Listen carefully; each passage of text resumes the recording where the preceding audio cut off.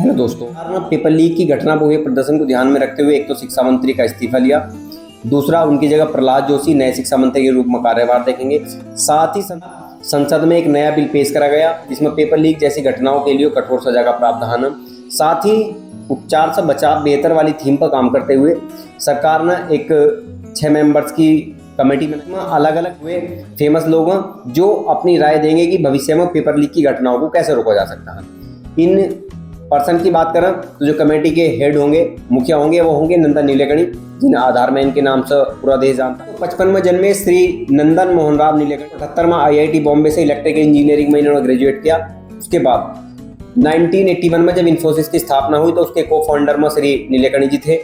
2002 से 2007 के बीच में वो इन्फोसिस के CEO रहे और फिर 2009 में उन्होंने आधार जो प्रोजेक्ट है, आधार परियोजना पर काम करा, जो आप किस समय में सभी के पास आधार कार्ड है। इस प्रोजेक्ट के जो कह सकते हैं मास्टरमाइंड थे वो श्री नीलेकणी। की एक पुस्तक है इमेजिनिंग इंडिया, जिसमें उन्होंने भारत का विकास और भविष्य के बारे में अपने विचार रखे हैं। साथ ही पुरस्कार की बात करें तो 2006 में भारत सरकार द्वारा पद्म भूषण का पुरस्कार श्री नीलेकणी जी को दिया। कमेटी के दूसरे हाई प्रोफाइल मेंबर हैं श्री एस सोमनाथ।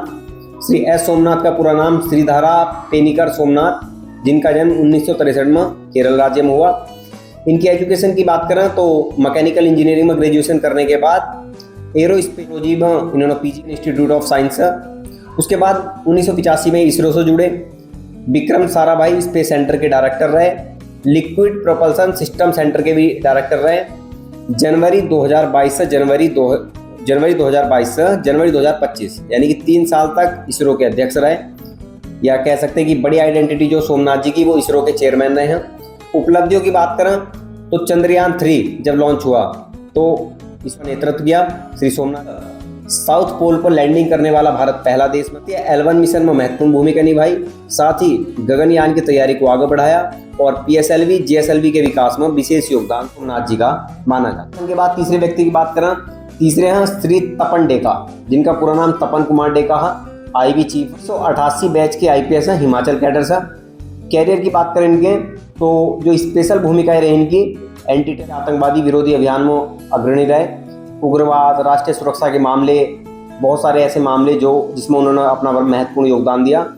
विशेष रूप से बात करें तो नॉर्थ ईस्ट के उग्रवाद को समाप्त करने में श्री तपन कुमार डेका जी ने लंबे समय तक अपनी भूमिका निभाई। स्पेशलिटी की बात करते हैं तो हमेशा लो प्रोफाइल होकर काम करते रहते हैं, कुशल और रणनीतिक अधिकारी के रूप में जाने जाते हैं।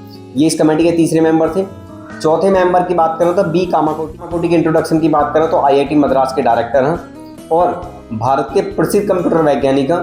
शिक्षा जन्म तमिलनाडु राज्य में हुआ। एजुकेशन की बात करें तो IIT मद्रास से ही कंप्यूटर साइंस एंड इंजीनियरिंग में ग्रेजुएट करने के बाद वहीं उन्होंने अध्यापन और अपने शोधीय कार्य करे और वहीं आज ये डायरेक्टर। इंपोर्टेंट कार्य क्षेत्र की बात करें तो आर्टिफिशियल इंटेलिजेंसी, मशीन लर्निंग और साइबर सिक्योरिटी जैसे क्षेत्रों में महारत हासिल है। भारत में स्वदेशी कंप्यूटिंग तकनीक और भारतीय भाषाओं के लिए डिजिटल समाधान विकसित करने में श्री कामाकोटी जी का विशेष योगदान है। IIT मद्रास में नवाचार, स्टार्टअप और उद्योग शिक्षा को बढ़ावा देने में श्री कामाकोटी जी का विशेष योगदान माना जाता है। ये 4 पर्सन अलग अलग फील्ड नीलेकणी टेक्नोलॉजी से, सोमनाथ जी स्पेस टेक्नोलॉजी से, तपन डेका एक IB चीफ IPS कैडर से, कामाकोटी जी एजुकेशन कह सकते हैं कि एक टेक्निकल एजुकेशन से। बात करते हैं हायर एजुकेशन से के मेंबर की तो वो हैं अनीता करवाल जी, जो रिटायर्ड IAS हैं, 1988 बैच की हैं अनीता करवाल जी। एजुकेशन की बात करें तो lady Shri Ram college of women से इकोनॉमिक्स में पढ़ाई की। उसके बाद हायर एजुकेशन पॉलिटी में करी। प्रमुख या कैरियर की बड़ी बातों की बात करें तो 2017 से 2022 5 साल CBSE की चेयरमैन रही। साथ ही स्कूली शिक्षा एवं साक्षरता रही 2020 से 2022 के बीच में। इनके अगर बड़े योगदान की बात करो, जो आजकल एजुकेशन के क्षेत्र में बड़ी बात कही जाती है, नेशनल एजुकेशन पॉलिसी NEP 2020 का निर्माण और क्रियान्वयन में सक्रिय भूमिका निपुण भारत कार्यक्रम को आगे बढ़ाने में भी अनीता करवाल जी का विशेष योगदान है। ये 5 मेंबर हुए। अगर बात करते हैं छठे मेंबर, चीजें होने के मेंबर के रूप में सरकार ने सेलेक्ट करा एक लॉजिस्टिक एक्सपर्ट का श्री अमृतलाल मीणा जी, जो 1989 बैच के IAS हैं, बिहार कैडर के, जिनके पास स्टेट गवर्नमेंट और सेंट्रल गवर्नमेंट में काम करने का एक्सपीरियंस। 2022 में कोयला मंत्रालय में सचिव के रूप में काम करा।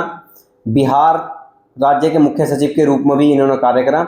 लंबा प्रशासनिक अनुभव, नीति निर्माण और शासन सुधार इनकी विशेष योग्यताएं मानी जाती हैं। विशेष सचिव बनाए गए ये लॉजिस्टिक के minister of commerce and industries के, यानी कह सकते हैं कि सरकार ने अलग अलग क्षेत्रों से 6 एक्सपर्ट्स सेलेक्टर का एक कमेटी बनाई जो आने वाले समय में सुझाव देगी कि पेपर लीक जैसी घटनाओं से हम कैसे बच सकते हैं जिससे भविष्य में छात्रों को किसी भी परेशानी का सामना ना करना पड़े। हम आशा करते हैं कि भविष्य में इस तरीके की पेपर लीक जैसी घटनाएं नहीं होंगी, उन पर रोक लगाई जाएगी। सभी एक्सपर्ट्स इस दिशा में कार्य कर रहे हैं। सरकार भी कठोर बिल लेकर संसद में आ रही है। सभी छात्रों से हमारा ये रिक्वेस्ट है, अच्छे से पढ़ें, लिखें, मौज करें, अपने सिलेबस पर ध्यान दें। जय हिंद, जय भारत।